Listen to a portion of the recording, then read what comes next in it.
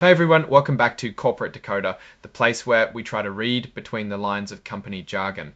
Today we're diving into a report from Covenant Logistics Group, where it seems there's been a bit of a shuffle in the accounting department and some good news for shareholders too.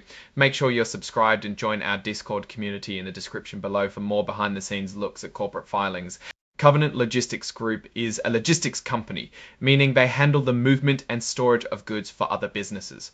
They've got a presence across North America, offering services like truckload, dedicated fleet, and even managed transportation solutions. Think of them as the folks who make sure your packages and products get from here to there safely and efficiently. They're publicly traded, meaning their stock is available for anyone to buy, and that brings us to why they're filing these reports with the Securities and Exchange Commission or the SEC. These filings are basically a way for them to keep investors and the public informed about what's happening with the company. So the first big piece of news in this report is that their chief accounting officer, Matisse Long, has resigned. This happened back on August 11th. Now, the chief accounting officer, or CAO, is a pretty important role. They're basically in charge of all the company's financial reporting, making sure everything is accurate and compliant with the rules. When someone in this position leaves, especially suddenly, it can sometimes raise an eyebrow. However, it's also very common for roles to change in companies, and it doesn't always mean something is wrong. But here's where things get interesting and perhaps reassuring. Just one day after Matisse Long's resignation, on August 12th, the company's board of directors didn't waste any time. They appointed James as the new principal accounting officer. Now, here's the key detail. James was already the executive vice president and chief financial officer, or CFO. This means they're not bringing in an outsider. They're having their existing CFO, who is clearly already deeply involved in the company's finances, take on these additional accounting oversight responsibilities. This often means a smoother transition and a leadership team that's already on the same page. Plus, the report mentions that there were no changes to his compensation for taking on this extra responsibilities.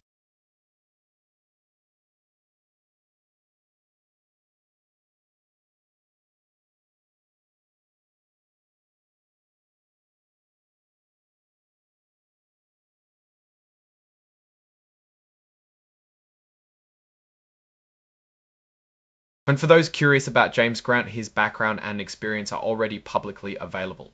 The company points to their proxy statement from April of this year for his biography. This is good because it means you can find the information about his qualifications if you're interested in doing a deeper dive into his experience. Now, shifting gears to some news that investors will likely be happy about. On that same day, August 12th, the board of directors also declared a quarterly cash dividend. For those who don't know, a dividend is a way for a company to share its profits directly with its shareholders, the people who own a piece of the company. They declared a dividend of 0.07 per share for both their Class A and Class B common stock. This means if you own 100 shares of either class, you'd receive $7. This dividend isn't a one-off special payment. It's part of a regular program the board has already put in place. This suggests a consistent approach to returning value to shareholders. It's a sign of confidence from the company's leadership that they expect to continue generating profits and have the cash available to make these payments on a regular basis. For those who want to get paid, remember these dates. You need to be a shareholder of record by September 5th to receive this dividend, and the actual payment will be made on September 26th. This dividend declaration was also announced through a press release, which is attached to this report as an exhibit. Companies often issue press releases to share important news quickly with the public and the media. Now, the company is also adding a standard disclaimer here, which you'll see in many SEC filings. They're pointing out that some of the information, particularly regarding future plans like dividends, could be considered forward-looking statements. This is a legal term. It means they're talking about what they expect or plan to happen in the future. They're basically saying that these statements are based on what management believes and expects right now. But because the future is uncertain, they can't guarantee that these predictions will actually come true. This is a really important part of that disclaimer. They're explicitly stating that they can't promise that they'll keep paying dividends forever.